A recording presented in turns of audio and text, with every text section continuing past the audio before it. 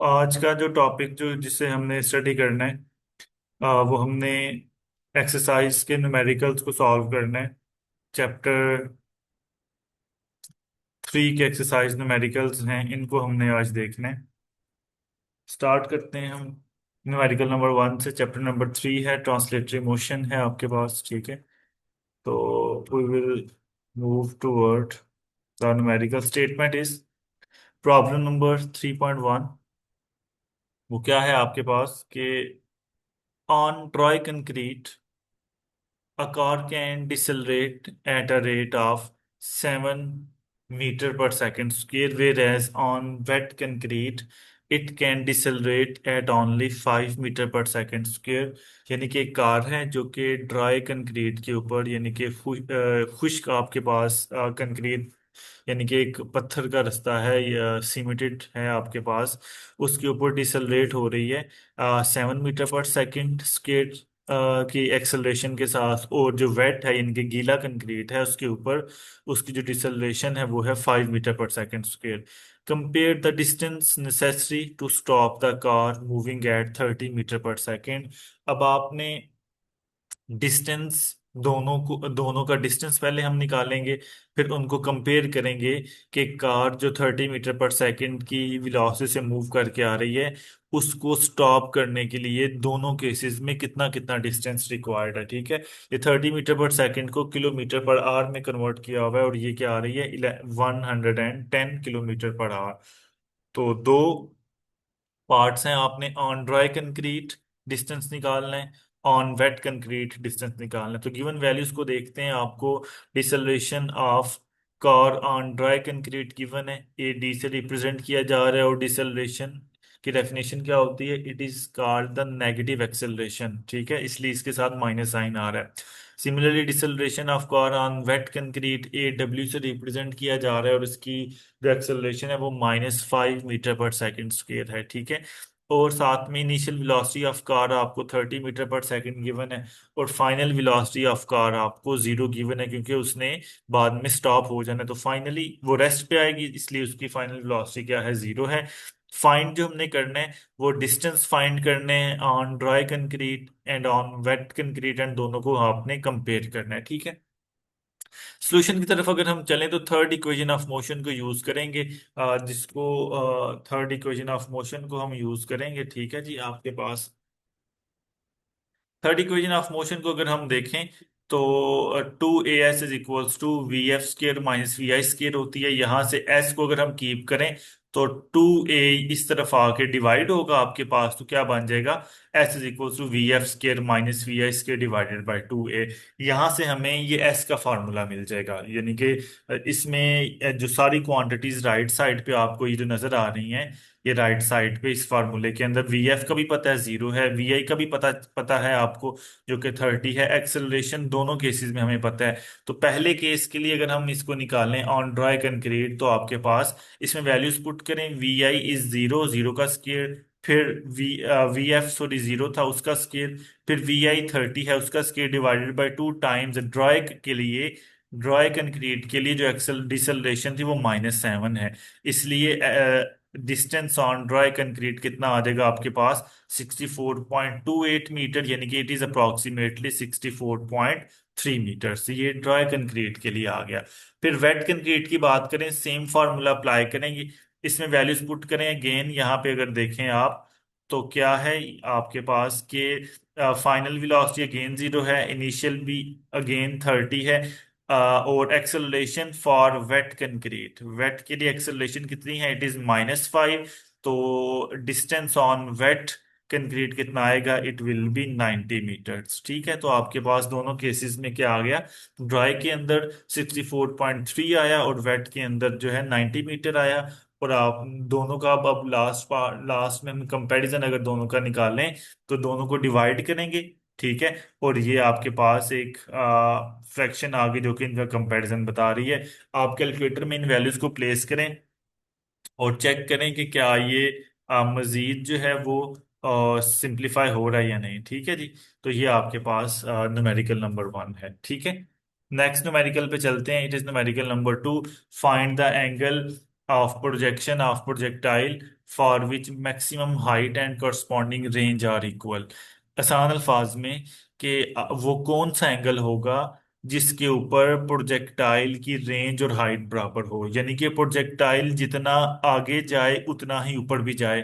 तो इसको हम क्लास में भी ऑलरेडी डिस्कस कर चुके हैं। खैर, इसको अगेन देख लेते हैं। गिवन में आपको क्या गिवन है? उन्होंने कहा हुआ है कि मैक्सिमम हाइट और रेंज आपस में बराबर हो, उसके लिए एंगल निकालने हैं। तो मैक्सिमम हाइट और रेंज ऑफ प्रोजेक्टाइल आपको इक्वल गिवन है, ठीक है। फाइंड हमने जो करना है उसमें हमने एंगल थीटा निकालना है, और इसका सोल्यूशन ये आपके सामने आया हुआ है।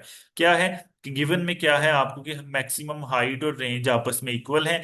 हाइट का फॉर्मूला आपके पास ये है VI² sin² theta divided by 2G। And range का फॉर्मूला आपके पास ये गिवन है VI² sin 2 theta divided by G. अब इसको सिंप्लीफाई करें तो VI² से कैंसिल आउट हो जाएगा। जी आपके पास इस जी से कैंसिल आउट हो जाएगा, ये जी आपके पास जी से कैंसिल आउट हो जाएगा। रिमेनिंग टर्म में sin² थीटा आएगा, ये 2 आएगा, और इस तरफ ये sin 2 थीटा आ जाएगा।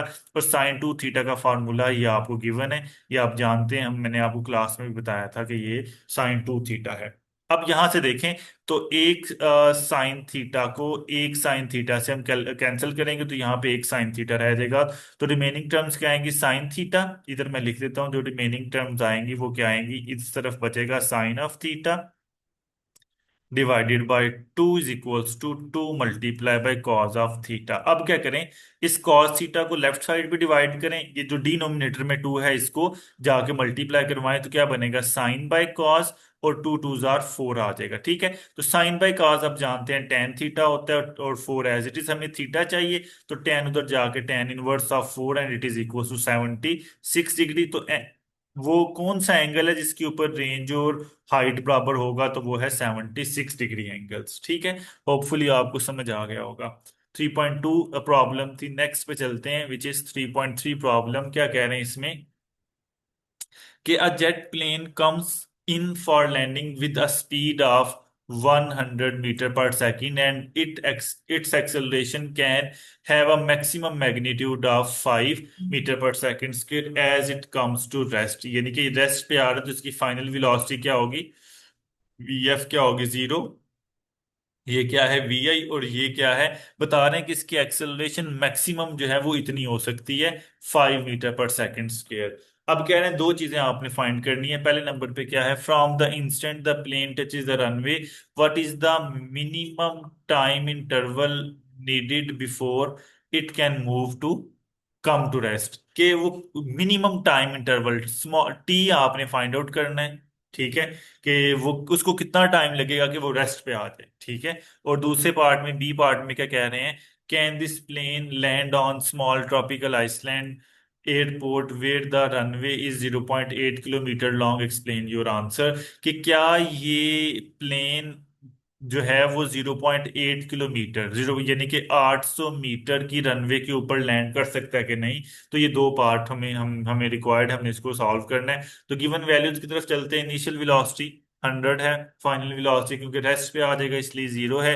डिसलेशन -5 है, क्योंकि उसने कहा हुआ है कि मैक्सिमम वैल्यू ये इसकी हो सकती है। अब देखें डिसलेशन क्यों यूज, यहाँ पे लिखा तो एक्सेलरेशन है लेकिन डिसलेशन क्यों यूज कर रहे हैं? उसकी वजह ये है क्योंकि प्लेन ने आहिस्ता आहिस्ता रेस्ट पे आना है, तो ये वैल्यू डिसलेशन की है माइनस, इसलिए इसको -5 मीटर पर सेकेंड स्क्वायर और डिसलेशन लिख रहे हैं एक्सेलरेशन को, ठीक है। फिर टू फाइंड में हमने क्या करना है? दो पार्ट हमें चाहिए। एक पार्ट में हमने टाइम टाइम निकालना है, कि वो कितने टाइम में रेस्ट में आएगा। बी पार्ट में हमने चेक करना है कि क्या ये लैंड कर सकेगा कि नहीं 0.8 किलोमीटर रनवे के ऊपर।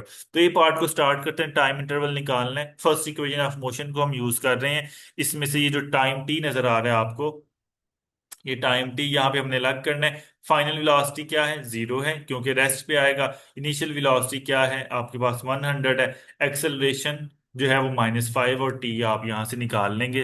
वैल्यूज पुट करें, यहाँ पे देखें वैल्यूज प्लेस की हैं, तो टाइम आपके पास क्या आ गया? T is equal to 20 seconds, ठीक है। तो रीअरेंज करके वैल्यूज अगर निकालें तो टाइम कितना आ रहा है आपके पास? 20 सेकेंड का टाइम आ रहा है। ये ए पार्ट है। बी पार्ट में अगर आए तो हमने ये फाइंड करना है कि क्या ये प्लेन 0.8 किलोमीटर की रनवे के ऊपर लैंड कर सकता है कि नहीं। तो second equation of motion use करेंगे। उसके अंदर वैल्यू टाइम, अभी हमने टी पिछले पार्ट में निकाला, टी कितना आया था, टी वाज 20 सेकेंड्स, ठीक है। तो ये 20 सेकेंड मिला था। अब इधर इस जगह पे और इस जगह पे टी की वैल्यू पुट करें, एक्सेलरेशन -5 है। तो एस डिस्टेंस यहां से आपको देखते हैं कितना मिलेगा, s will be equals to, यहाँ से एस मिलेगा वो 100, देखें 100 को 20 से मल्टीप्लाई करवाएंगे तो ये 2000 आएगा। फिर ये आपस में सिंप्लीफाई होके ये आपके पास रिजल्ट आ रहा है। तो ओवरऑल रिजल्ट जो आएगा वो क्या आएगा, s is equal to 100 metre. इसका मतलब ये है कि जो इंफॉर्मेशन हमें गिवन है उसके मुताबिक जो डिस्टेंस रिक्वायर्ड है प्लेन को लैंड करने के लिए वो कितना है, वो 1000 है। तो इसका मतलब ये हुआ, कंक्लूजन फिर क्या निकलेगी कि जो मिनिमम रनवे रिक्वायर्ड है प्लेन को लैंड करने के लिए वो 1 किलोमीटर की है, ठीक है। तो ये जो 0.8 किलोमीटर की रनवे रनवे थी उसके ऊपर ये लैंड नहीं कर सकेगा, कैन नॉट लैंड, ठीक हो गया। तो ये आपके पास थर्ड जो है वो न्यूमेरिकल था, थर्ड प्रॉब्लम थी। नेक्स्ट पे चलते हैं, फोर्थ प्रॉब्लम है, ये प्रोजेक्टाइल मोशन के फार्मूलाज के जरिए सॉल्व होनी है। और अगर आपको प्रोजेक्टाइल मोशन के फार्मूलाज, प्रोजेक्टाइल मोशन के फार्मूलाज कौन कौन से, टाइम का, हाइट का और रेंज का फार्मूलाज आते हैं, तो उससे ये सॉल्व हो जाएगा। टाइम का, दूसरा है रेंज का, और तीसरा है हाइट, ठीक है जी। तो ये तीनों फार्मूलाज अगर आपको याद हैं तो ये बड़ी आसानी से हो जाएगा। तो क्या कह रहे हैं, एक प्रोजेक्टाइल है जिसकी इनिशियल स्पीड जो है वो ये वी आई गिवन है, इनिशियल स्पीड 21.8 है, और लॉन्च एंगल यानी कि थीटा गिवन है 35 अबव द हॉरिजॉन्टल, यानी कि यूं एक्स एक्सिस के साथ, ये मोशन है ना उसकी, तो एक्स एक्सिस के साथ theta is equal to 35 degree जो है वो गिवन है। और ये यूं आगे वो पाथ बनाएगा। और जो इसकी इनिशियल वेलोसिटी है वो वी आई, वो कितनी गिवन है, इट इज 21.8 मीटर्स पर सेकेंड, ठीक है जी। तो क्या कह रहे हैं, ए पार्ट में calculate the time of flight, time of the project, time of flight, यानी कि यहाँ पे कैपिटल टी की बात कर रहे हैं जिसको टोटल टाइम कहा जाता है। ये कैपिटल टी आपने फाइंड आउट करना है, ठीक है जी, कैपिटल टी आपको रिक्वायर्ड है। फिर दूसरे नंबर पे पीक हाइट यानी कि हाइट एच निकालनी है आपने। थर्ड नंबर पे हॉरिजॉन्टल डिस्प्लेसमेंट यानी कि कैपिटल आर, रेंज की बात कर रहे हैं, और ये एच जो था ये हाइट है, ठीक है जी। तो नेक्स्ट चलते हैं, गिवन वैल्यूज को एक दफा देख लें। इनिशियल वेलोसिटी है, एंगल है, फाइंड में हमने ये तीन चीजें निकालनी है। पहले नंबर पे टाइम ऑफ फ्लाइट आ रहा है। तो टाइम ऑफ फ्लाइट का अगर फार्मूला हम देखें तो क्या गिवन है आपके पास, कि it is 2 VI sin theta divide by g. 2 VI की जगह 21 sin थीटा की वैल्यू 3.5 और जी की जगह 9.8, तो आपके पास टाइम क्या आ गया, time is equal to 2.55 seconds आपके पास टाइम ऑफ फ्लाइट है। यानी कि क्या था, it is the total time, ये क्या है, टोटल टाइम को उसको लॉन्च से लेके इम्पैक्ट तक कितना टाइम लगेगा, ये वो आ गया आपके पास, ठीक है। ए पार्ट, फिर बी पार्ट में क्या कह रहे हैं, मैक्सिमम हाइट निकालने, हाइट का फार्मूला निकालना चाहिए। चीज यहाँ पे मैंने इस क्लास में भी आप लोगों को बताई थी, अगर आप लोगों को याद हो तो, वो क्या है कि अगर साइन स्केयर थीटा लिखा हो ना तो ये इक्वल होता है साइन ऑफ थीटा का होल स्केयर, इसके इक्वल भी होता है, ठीक है। तो ये यहाँ पे वो चीज यूज की हुई है, इसलिए मैं आपको अगेन याद करवा दी है कि देखें वी आई 21.8 उसका स्केयर, फिर साइन थीटा की वैल्यू पुट करके उसका स्केयर किया, और 2 इंटू जी, जी की वैल्यू 9.8, और हाइट क्या आ जाएगी 7.97 मीटर। तो ये इसका मतलब है ये प्रोजेक्टाइल जिसको हमने 35 डिग्री एंगल और जिसकी इनिशियल वेलोसिटी 21.8 है वो इतनी हाइट गेन करेगा, और वो टोटल टाइम इतना लगाएगा स्टार्टिंग से लेके इम्पैक्ट तक। तो और रेंज ऑफ प्रोजेक्टाइल लास्ट में which is the horizontal displacement, वो कैलकुलेट करनी है हमने। तो रेंज का फार्मूला आपको VI² sin 2 थीटा के इक्वल गिवन है। तो 2 इंटू 35 करें तो आपके पास एंगल 70 डिग्री बनता है। इस सारी वैल्यूज को कैलकुलेट करें तो रेंज कितनी आ रही है, R is equal to 45.6 metre range आपके पास आ गई, ठीक है जी। तो ये 3.4 न्यूमेरिकल था आपके पास। नेक्स्ट करते हैं न्यूमेरिकल 3.5, जो कि अगेन प्रोजेक्टाइल मोशन से रिलेटेड है। ये केस नंबर 1 है जो कि बुक में डिस्कस किया हुआ है, जिसमें आप क्या जानते हैं कि पहले हम प्रोजेक्टाइल को यूं किसी हाइट पे लेके आते हैं, ये फॉर एग्जांपल कोई ऑब्जेक्ट है, और ये हाइट एच वो गेन करता है, पहले हाइट एच, उसके बाद उसको यूं लॉन्च किया जाता है सम हॉरिजॉन्टल वेलोसिटी वी एक्स के साथ।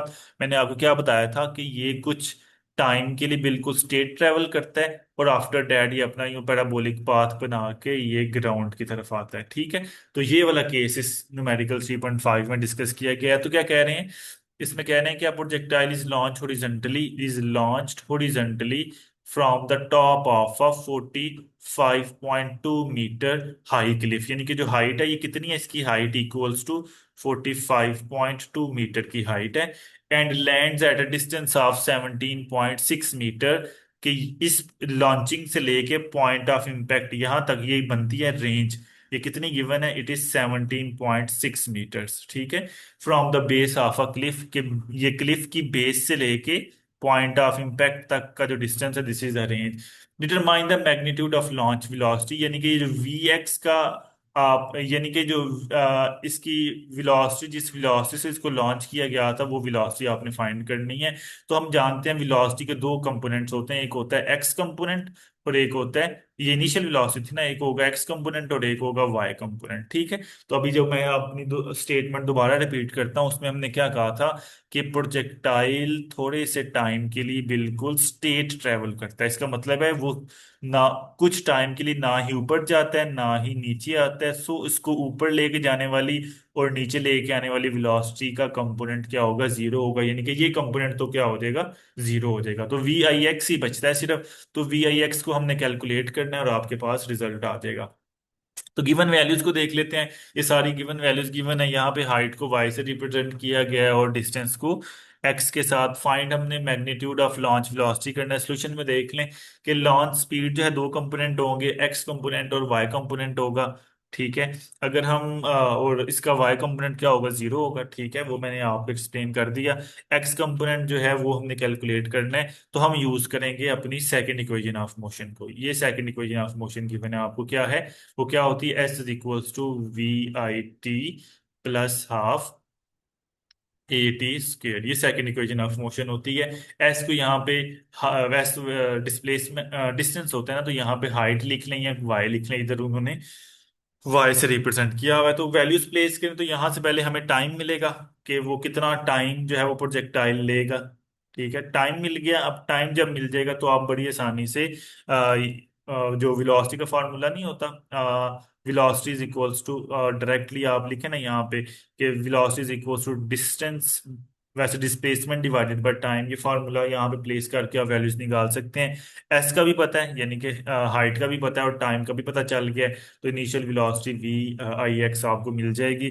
तो वी आई एक्स क्या आएगी, 5.79 मीटर पर सेकंड आपके पास इनिशियल वेलोसिटी की आ गई। अब वैसे हम मैग्नीट्यूड, उन्होंने स्टेटमेंट मांगी हुई है वो है मैग्नीट्यूड निकालना है। तो मैग्नीट्यूड को आप जानते हैं इस तरह रिप्रेजेंट किया जाता है, उसका फॉर्मूला क्या होता है, एक्स कंपोनेंट का स्क्वायर प्लस वाई कंपोनेंट का स्क्वायर। ठीक है, इसमें वैल्यूज पुट करें, ये वाला कंपोनेंट तो वैसे जीरो है। ठीक है, तो क्या बचेगा, ये कंपोनेंट यानी कि magnitude is equal to square root of v i x square बचेगा। इससे काट देंगे तो रिजल्ट वही आएगा आपके पास, क्या, 5.79 मीटर्स पर सेकंड। तो इसको भी देख लें, तो ये देखें आपके पास वही रिजल्ट आ रहा है। ठीक है जी, तो ये आपके पास न्यूमेरिकल नंबर 5 था। नेक्स्ट चलते हैं जी न्यूमेरिकल नंबर 6 के ऊपर। ये जो है law of conservation of momentum से सॉल्व किया जाएगा। बड़ा आसान सा है कि टू इक्वल मैस कार्ड्स, यहाँ पे दो कार्ड्स गिवन है जिनका मैस आपको इक्वल गिवन है, यानी कि पहली कार्ड का मैस जो है, लेट से अगर वो M1 है, दूसरी का M2 है, और ये दोनों क्या है, इक्वल है। सो इनको आप M से रिप्रेजेंट कर सकते हैं। Rolls toward each other on a level low friction track, कि वो दोनों एक दूसरे की तरफ आ रही हैं, जिस तरह दो ऑब्जेक्ट्स एक दूसरे की तरफ मूव कर रहे हो। पहली कार्ट जो है वो राइट की तरफ आ रही है, यानी कि कार्ट 1 है, लेट से कार्ट है, ये फर्स्ट कार्ट है ये। ठीक है, वो राइट साइड की तरफ आ रही है with velocity 2 metres per second. और जो सेकंड कार्ट है वो वो लेफ्ट की तरफ आ रही है with velocity 1 metres per second. ठीक है, तो ये उसकी वेलोसिटी 1 मीटर पर सेकंड है और इसकी वेलोसिटी 2 मीटर पर सेकंड है। आफ्टर दे कोलाइड, जब ये दोनों कोलाइड करती हैं, दे कपल टुगेदर, यानी कि दोनों एक दूसरे के साथ जुड़ जाते हैं। ये फर्स्ट कार्ट आ गई, ये सेकंड कार्ट आ गई, ये दोनों एक दूसरे के साथ जुड़ जाती हैं एंड रोल्स टुगेदर, और फिर इकट्ठा मूव करती हैं किसी एक तरफ। तो क्योंकि मैसेज सेम है और इसकी वेलोसिटी ज्यादा है ना, तो ये लेफ्ट साइड की तरफ ही मूव करेंगी। Ignore the resistive forces, find the combined speed. अब दोनों जब एक दूसरे के साथ स्टिक हो जाएंगी, कंबाइन हो जाएंगी, तो इसकी वेलोसिटी पहले अलग अलग थी, अब एक वेलोसिटी वी बन जाएगी। आपने वो वेलोसिटी वी को कैलकुलेट करना है। ठीक है जी। तो गिवन वैल्यूज को देख लें। Initial velocity of first car, second car given है, मैसेज इक्वल है, तो हम सिंपल एम से रिप्रेजेंट कर देंगे। फाइंड हमने क्या करना है, कंबाइंड स्पीड फाइंड करनी है वी। सोल्यूशन की तरफ आएंगे तो law of conservation of momentum को अप्लाई करेंगे, जिसकी स्टेटमेंट क्या होती है कि total initial momentum p i equals to total final momentum p f. और मोमेंटम का फॉर्मूला क्या होता है, mass multiply by velocity v. अब इस इक्वेशन के अंदर टोटल इनिशियल मोमेंटम कैसे मिलेगा, यानी कि ये इनिशियल फिगर है ना आपकी, ये इनिशियल डायग्राम है। ये क्या है, ये इनिशियल डायग्राम है। ये इनिशियल केस है और ये क्या है, ये फाइनल केस है आपके पास।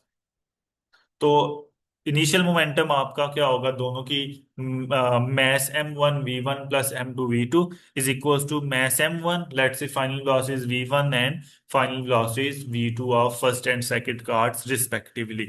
तो क्या होगा, हमने क्या कहा हुआ है यहाँ पे, क्या क्या कंडीशंस लेनी है। कंडीशंस हमने ये लेनी है कि मैसेज इक्वल है, m1 m2 के इक्वल है, और जिसको हमने सिंपल m से रिप्रेजेंट किया हुआ है। अब देखें, दोनों कार्ड्स जो हैं वो जब एक दूसरे के साथ स्टिक हो जाएंगी, तो इसका मतलब है दोनों सेम स्पीड से फिर जाएंगी, यानी कि v1 डैश और v2 डैश ये भी आपस में बराबर होंगी, और हमको सिंपल v का नाम दे देंगे। ये चेंजेस करें, m1 m2 के इक्वल रखें, तो और यहां से देखें m और m कॉमन है, यहां से m और यहां से m कैंसिल आउट हो जाएगा। रिमेनिंग इक्वेशन क्या बचेगी, v1 plus v2 is equals to v1 dash plus v2 dash equation बचेगी।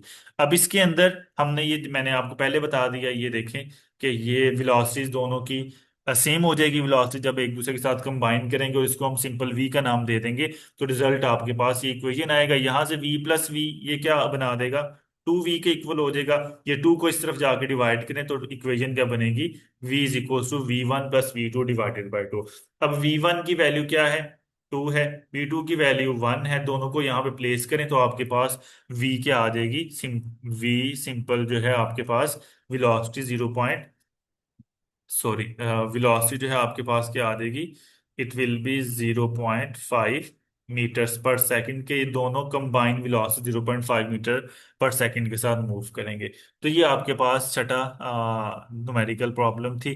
नेक्स्ट 7 की तरफ चलते हैं। ये जो न्यूमेरिकल प्रॉब्लम है आपके पास, ये जो हमने इलास्टिक कोलिजन की डेरिवेशन की थी ना, जिसमें v1 और v2 को कैलकुलेट किया था, उससे ये सॉल्व होगा। तो क्या कह रहे हैं, a 0.5 kg ball travelling at a speed of 4 metre per second के, ये मैस m1 है।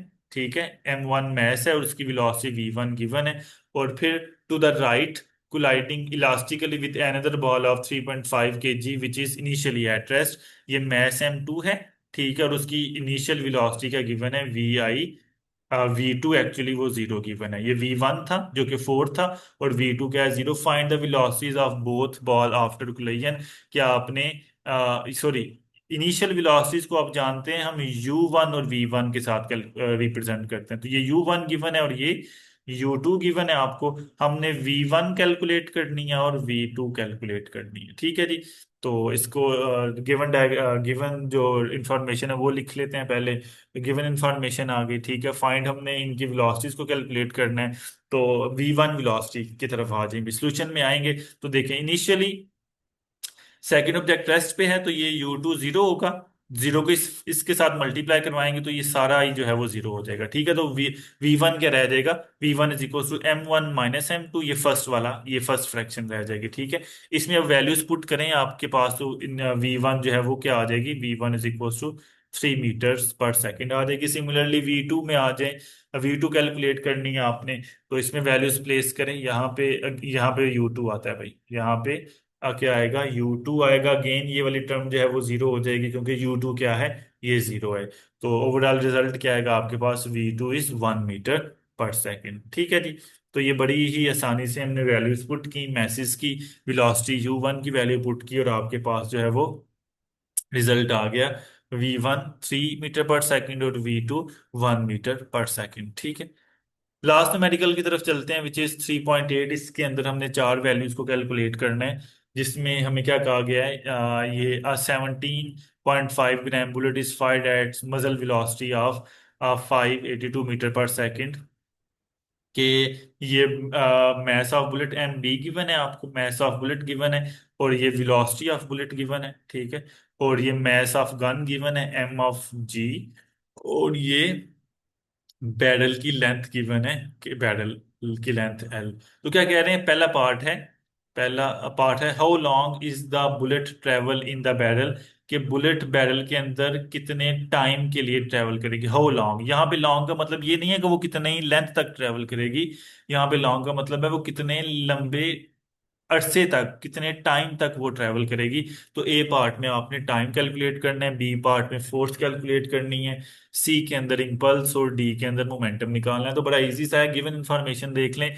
मैस ऑफ बुलेट आपको गिवन है 17.5 ग्राम, जिसको हम पहले केजीज में कन्वर्ट कर लेंगे। साथ में इनिशियल वेलोसिटी गिवन है। इनिशियली देखें, बुलेट और गन दोनों रेस्ट में है, तो उनकी इनिशियल वेलोसिटी बुलेट की भी जीरो होगी, ठीक है, और गन की भी जीरो होगी, लेकिन initial velocity of bullet is this and final velocity of bullet is 582। Next, mass of gun gun 8 kg है, बैरल लेंथ 0.75 मीटर है, ये सेंटीमीटर में गिवन थी, ऐसा यूनिट में कन्वर्ट करेंगे। ठीक है जी, उसके बाद जो है वो हमने फाइंड क्या करना है, पहले पार्ट में हमने टाइम फाइंड करना है, हाउ लॉन्ग। ठीक है, तो ये टाइम टी आपको रिक्वायर्ड है, तो इसको हम फर्स्ट इक्वेशन ऑफ मोशन से निकाल लेंगे आसानी से। इनिशियल वेलोसिटी जीरो है, आप जानते हैं, तो टाइम यहाँ से हम निकाल लेंगे, लेकिन यहाँ पे देखें हमें एक्सेलरेशन का नहीं पता है, यहाँ से एक्सेलरेशन पहले हम निकालेंगे। तो एक्सेलरेशन आप फाइंड करेंगे with the help of third equation of motion. वो क्या होती है, वो आपके पास होती है V F² minus VI² is equals to 2A, और S होती है, यहाँ पे S की जगह बैरल लेंथ L ले ली गई है। A चाहिए तो 2 और L इस तरफ आगे डिवाइड होगा, तो आपके पास ये एक्सप्रेशन आ जाएगा। अब फाइनल वेलोसिटी का भी पता है, VF कितनी गिवन है, it is 582 divided by 2 times length, length कितनी है, इट इज 0.75। तो रिजल्ट क्या आएगा, रिजल्ट आपके पास ये आ जाएगा। ठीक है, इस स्टेप के बाद यहाँ पे वैल्यूज पुट करेंगे, और आपके पास रिजल्ट 2.2 × 10⁵मीटर पर सेकंड स्क्वेयर आएगा। ये आपने एक्सेलरेशन निकाली। हमें क्या चाहिए था, टाइम। अब इसको, इस एक्सेलरेशन की वैल्यू को इक्वेशन ए में पुट करें इस जगह पे, तो टी आपके पास क्या आएगा, T will put A is equal to in equation A, ये ए के अंदर पुट करें, तो एक आपके पास वैल्यूज प्लेस करने के बाद जो टाइम है उसकी, वो क्या आ जाएगा, 0.00258 सेकेंड से टाइम आ गया। ये ए पार्ट आपने कैलकुलेट किया। सेकंड पार्ट है फोर्स कैलकुलेट करनी है आपने। ठीक है, तो फोर्स आप बड़े आसानी से सेकंड लॉ को यूज करेंगे, F is equal to M